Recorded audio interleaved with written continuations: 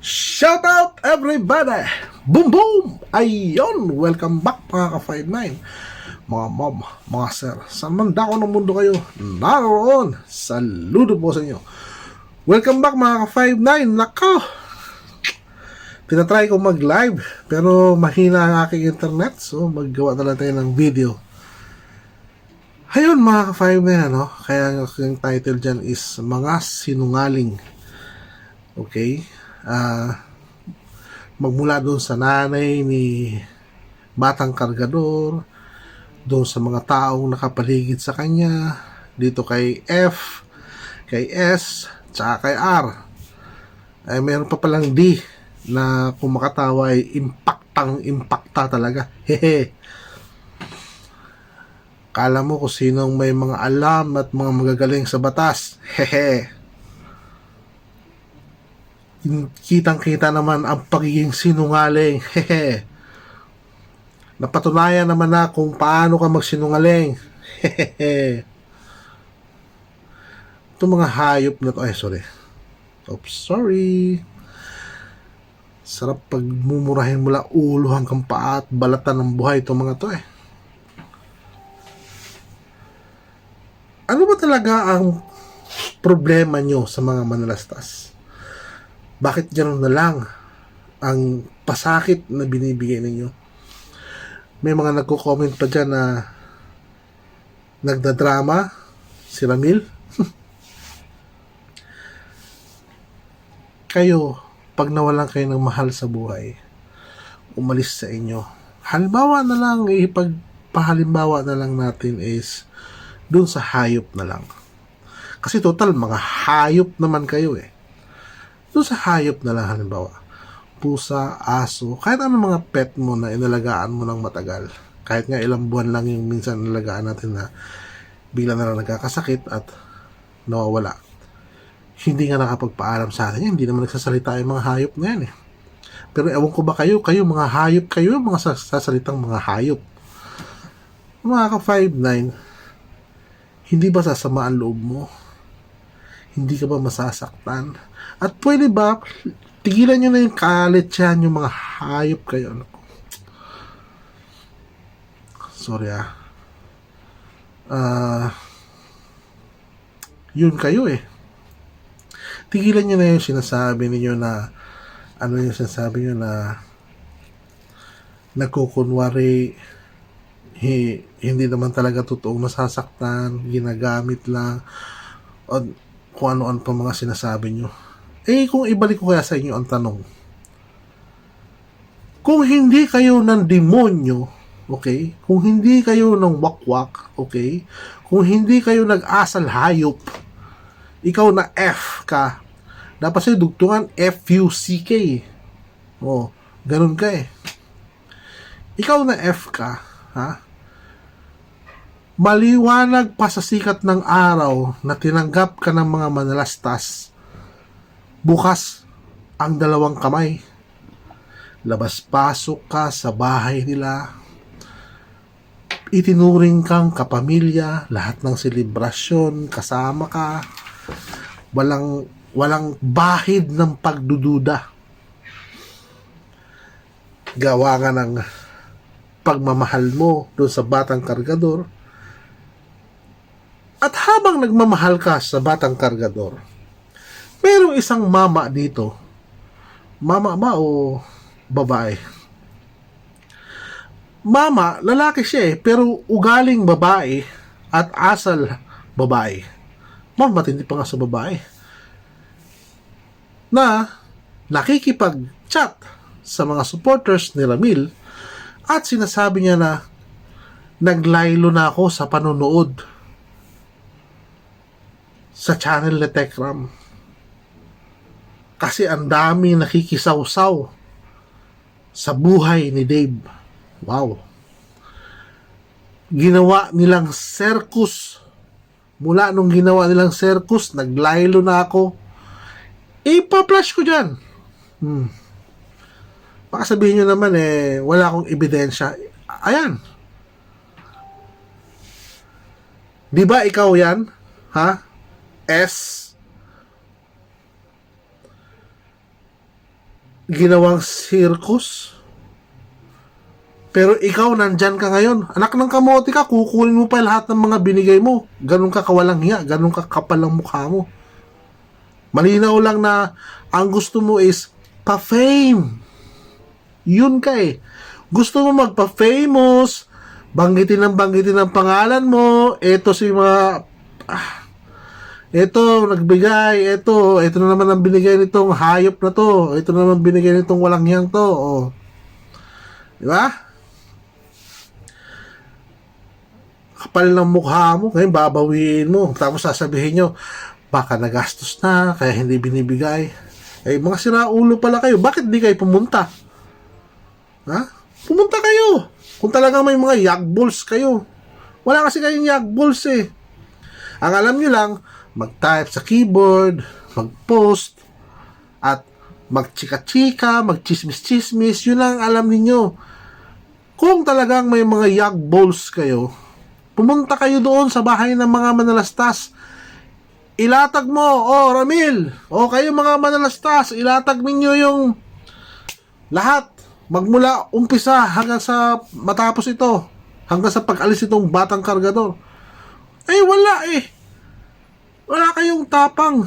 Naubos na ba yung kapal ng mukha ninyo? Bakit? Habang nandoon ba yung batang kargador, hindi ba gumastos ng kuryente, aircon, humiga sa maayos na higaan? Ha? Ikaw F. Nak ng kamote ka. Naturingan ka pa naman nagtatrabaho sa gobyerno, anak ng kuwago yung ugali mo. Ang sarap mo ingod-ngod sa lupa eh. No? Iganyanin ka sa putik oh. Putang ina. Hanggang sa yung maputi mong buhok, mangitim, maging putik, punyeta. Sa'yo nag-umpisa lahat ito eh. Di ba? Dahil sa paghihiganti mo kuno, kasi pinagbawalan ka, dahil masyado ka nagiging close, may pagnanasa siguro kay Dave, no? Nakaw, delikado to mga ka-5'9". Eh ngayon pa naman ang bali-balita ko nasa Pampanga rin yung batang kargador mag-aaral. At siyempre saan titira ito? Doon ito kay F. Nakaw, batang kargador. Baka gapangin ka nito. Baka gapangin ka nito. Ang mga tingin pa naman sa'yo nito sobrang lalagkit. Mga hawak sa balikat. Putang inang mahahawak sa balikat oh. Landi ang hayop.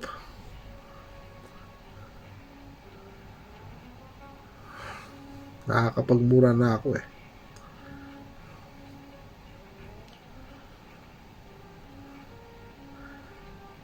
Kung bakit sa dinami-dami ng tao, bakit kay Ramil yung ginagawa yan?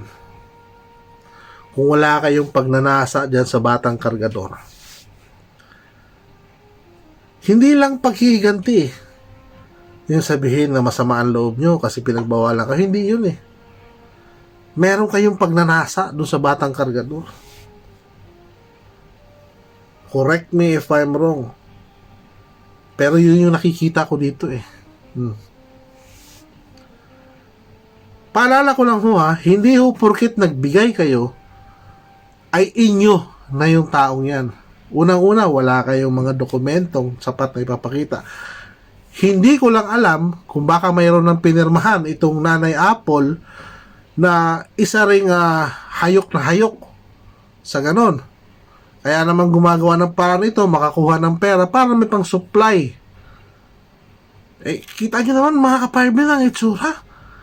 Lalong namayat, lalong pumangit. Ako, peragaba talaga. Lalong pumangit. Natuyo ang mukha. Ito ba yung ang layo ng pinagkaiba sa unang nakilala natin siya hanggang sa ngayon? Alam mo yun? Yung pinagkakaiba na although meron na nga siyang medyo alanganin na siya nung una, lalo pa siya naging alanganin ngayon. At yan ang ginawang pagsasamantala naman ngayon Mga wakwak na itong mga sinungaling. Lahat na lang ng kasinungalingan ginagawa ninyo.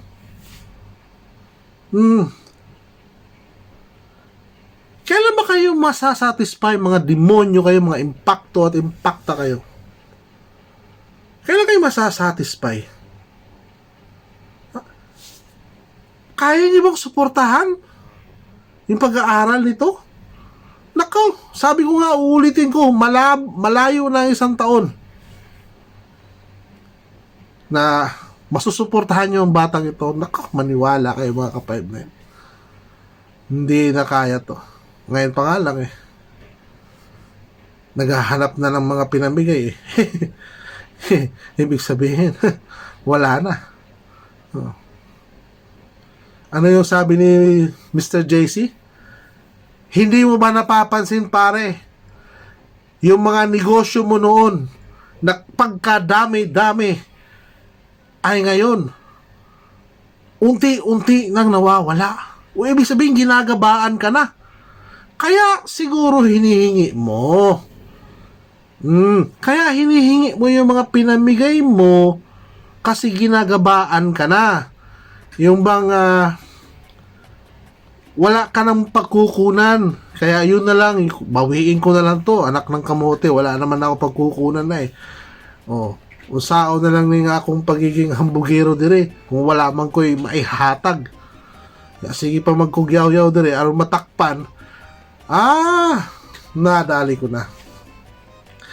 Maodi ay kining tawhana sige yaw-yaw sa iyahang Facebook aron matakpan ang usa nga tinuod nga may sala. Kaya post ng post tong kupal na to, kulokoy na to, para matakpan yung totoong may sala. Kasi hindi na nababanatan yung totoong may sala dito mga ka-5-9. Nawawala sa limelight. Which is siya ang pinag-ugatan. Siya ang pinagmulan. Kung kinonect na lang niya ito sila, sila S at saka si R Pero siya talaga yung maging, sa kanya nag-umpisa to Itong hayop na F na to Siyempre, papemos yung isa. Uy! Sige! Ano natin yan? Kunin natin yung mga pinamigay. Balik natin kasi wala na akong pagkukunan, Brad baka TNT. Uy! Allah, baka TNT ka pa pala dyan. Nakaw! Pag nagkataon, mapapauwi ka ng Pilipinas na wala kang kadala-dala.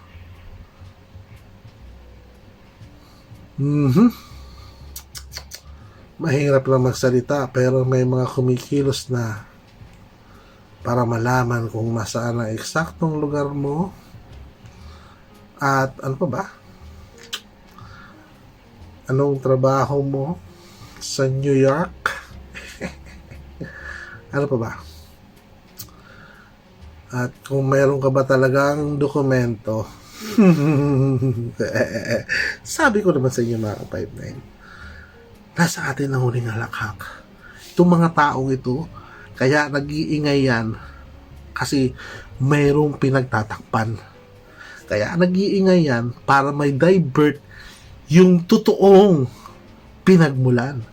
Kaya nag-iingay yan para matakpan yung totoong dahilan. Ikaw F ha? What the F? Ito si D, wala to. Wala yan si D mga ka-5-9. Huwag kayong matakot dyan o kung ano man sabihin yan. Wala yan. Kasi sinungaling yan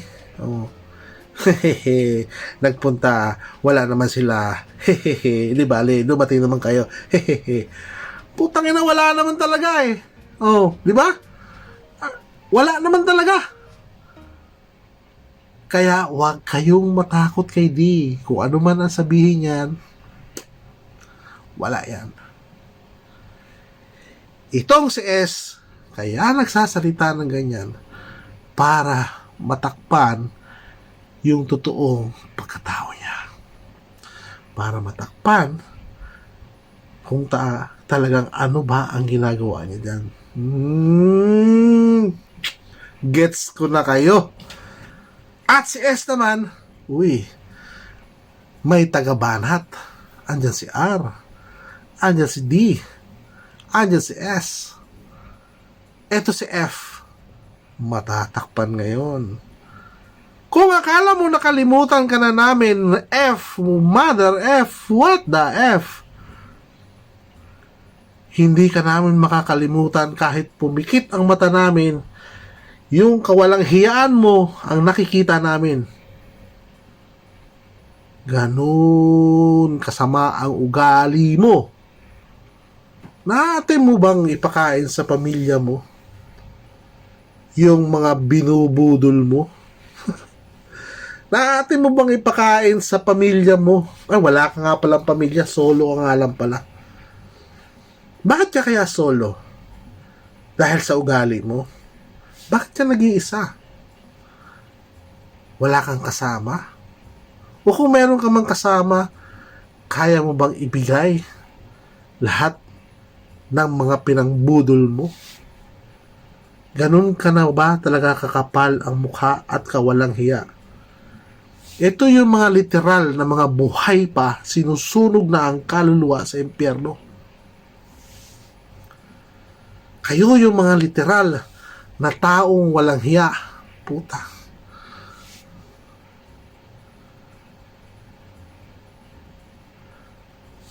Hindi ko na hihilingin na magbago kayo. Ang hihilingin ko na lang, sana, pagkamatay niyo, dumiretso kayo sa impyerno. Dinamay niyo pa yung batang kargador. Tinuruan niyo ng masamang asal. Tinuruan niyo ng masamang ugali. Yes! Meron siya sariling desisyon. Nakakapag-isip na siya. However, hinayaan ninyo. Okay? Hinayaan ninyong kahinaan nung bata. Yun! Sinamantala ninyo ang kahinaan ng batang kargador. Ikaw na F ka, anak ng kupal ka talaga, at ikaw na S, ikaw na R, huwag ka na D, wala ka namang kwenta D. Wala kang kwenta D, wala ka napapatunayan D. Dami mo lang, puro ka lang ganun, no? Wak, wak, wak, wak, wak, wak, wak. Puro ka lang ganun D, wala. Wala kang bearing. Walang kwenta, walang bearing, animal ka. Eto tayo kay F. Naka mga ka 5'9".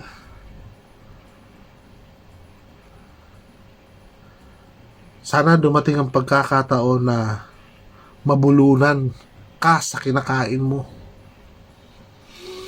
Sana dumating ang pagkakataon na pagsubo mo hindi mo na mailuwa. O baka pati kutsara, isubo mo na. Bueno mga ka-5'9", hanggang dito na lang muna tayo. At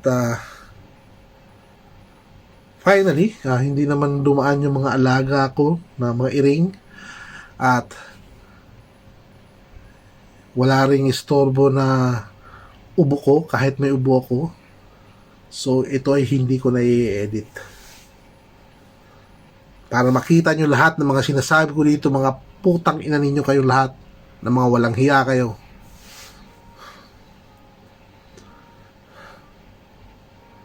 Gusto nyo makilala si Askal, ha? Pinipilit ko maging wholesome ako eh. Pero kayo, ganyan. Ano nangyari ngayon? Para makuha ang card, magsinungaling kayo? Kala nyo naman, pipigilan kayo. Anong ginagawa nyo kay Ramil? Kinukutsa ninyo. Nasaktan yung tao. Kinukutsa ninyo. Ang kakapal naman ng mga mukha ninyo. Kayo pang may ganang magsalita ng ganyan. Baliktarin kaya natin ang sitwasyon, mga hayop kayo. Para malaman ninyo. Hindi nyo kasi nararamdaman kasi wala kayo sa puder eh. Wala kayo dun sa sitwasyon ni Ramil. Kaya ganyan kayo magsalita. Tanginan to mga to.